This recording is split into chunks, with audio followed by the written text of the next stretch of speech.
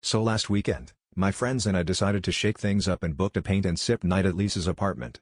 You know, the kind where you drink wine and pretend you're the next Bob Ross, except your happy little accidents are more like catastrophic miscalculations. None of us actually knew how to paint, but we figured the wine would either help us find our inner artist or at least make us care less about the results. Lisa, ever the overachiever, even bought matching aprons and a set of fancy brushes, which I'm pretty sure had only ever been used to clean her cat.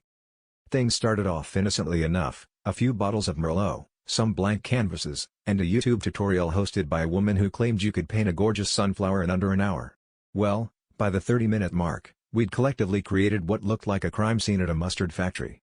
Just tried to paint her cat but somehow ended up with a portrait that looked more like a sad pancake with whiskers.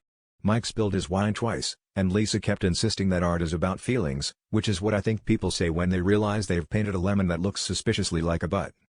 Somewhere around bottle number 3, things started getting a little abstract. We abandoned our original masterpieces and decided to collaborate on one giant canvas. "Let's make a mural," someone shouted, but what actually happened was we all started painting wherever there was space, including the table, the floor, and, at one point, each other's arms. I tried to step back to admire our collective work, only to realize I was stuck.